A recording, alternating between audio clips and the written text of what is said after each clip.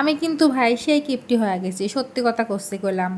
একটা সময় মেলা মেলা টাকা খরচ করতাম আর সেই ঘোরাঘুরি করতাম, আর এখন সব কিছু বাদ দিয়ে দিছি। তারপরে যাই হোক, আজকে গেছিলাম 16 কিলোমিটার দূরে মালাইচা খাবির। আমার আবার মালাইচা সেই পছন্দের, তাই ভাবলাম যে একটু ঘোরাঘুরিও করে আসি আর একটু চাও খায় আসি। তো যাতে যাতে দেখা গেল কুশিলের সাথে, একটু কুশিলও কিনে ফেলাইলাম। কুশিল আমি কিনি নি সচরাচর, কারণ আমার সিলবির মনে চায় না। আমার বর যেহেতু ঢাকাতে নিয়ে আইসে, তাই ভাবলাম কুশিল কিনি, ও সিলি সিলি দিবিনি, আমরা খাবো না। তো যাতে রাস্তায় দেখলাম সুন্দর একটা মসজিদ, ভিডিও করে ফেলাইলাম। আবার দেখি যে সামনে একটা ঘোড়া বাঁধা, এসব ভিডিও না করলে হয় কন, আমার এসব ভিডিও করতে সেই ভাল লাগে। এরে আবার কি বুদ্ধি রে বাবা রে বাবা, এত কম জায়গার মধ্যে এত সুন্দর একটা বাড়ি বানা ফেলাইছে। তো কথা কতি কতি চলে আসলাম, দেখেন চার দোকানে। ইডা ভাই রে ভাই, পাবনা জেলার মধ্যে একটা ভাইরাল চার দোকান। এই চা পাবনার মানুষজন কেউ খাইছে, কেউ খায় নাই, এই কথা কেউ বিশ্বাস করবে নাকি কন?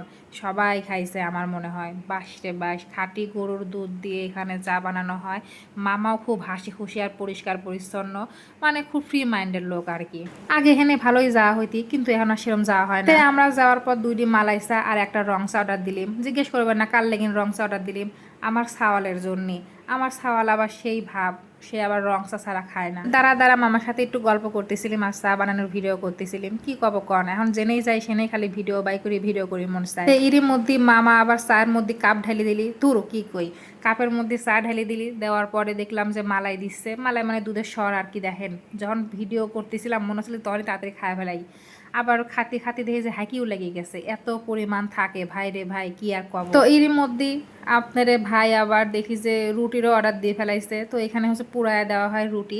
এই রুটিটা খাইতে কিন্তু অনেক স্বাদ লাগে, আমারও ভালোই লাগে। তবে খাবার মন চাচ্ছিল না, একটু মুখে দিতে সেই স্বাদ, এত স্বাদ লাগে কে। পরে আবার খাওয়া শুরু করে দিলাম আমিও। পুরা আসছিলিতে পুরানারও একটু ভিডিও করলাম। লিয়ে আসার পর দেখে যেও বাবা একটু ছবিও তুলবির দেয় না, ভিডিও করবির দেয় না। আমার বর তো খাওয়া শুরু করে দিছে।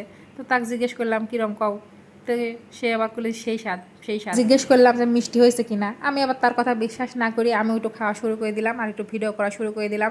হেনে করছিলাম যে আপনারা সবার দাওয়াত রইলি, বুঝছেন? পাবনার লোক তো সব খাইয়াই ফেলাইছে, পাবনার বাইরে যারা আছেন তারা সবার দাওয়াত রইলি, আপনারা সবাই চলে আসেন, আপনারা কিন্তু চা খাওয়া দেবো না। এখানে আবার সে রাগ করে বসে আছে, সে চায় এখন আবার আইসক্রিম। কি একটা অবস্থা কন্ত, চা খাতে খাতে কেউ আইসক্রিম খায়? কথায় আছে পেট ভরে তো মন ভরে না, আমারই হয়েছে তাই। পেটের ভিতরে যাচ্ছে না কিন্তু মনও ভরতেছে না, জোর করে খাইছি, খায়া মুখ মারি গেছে। পরে আবার চিপস কিনে চিপস খালিম। যাই হোক, এই হলো সেই লোকেশান, দাপুনিয়া বাজারের পার গেলে পারেই এই চায়ের দোকান দেখতে পারবেন না। আর পাবনার লোকে চিনানির কি আছে, যদি চিনা পিস যায় তাহলে সবাই আমাকে ধমক দিবেনি। আজকের মতো বিদায় নিচ্ছি, আল্লাহ হাফেজ।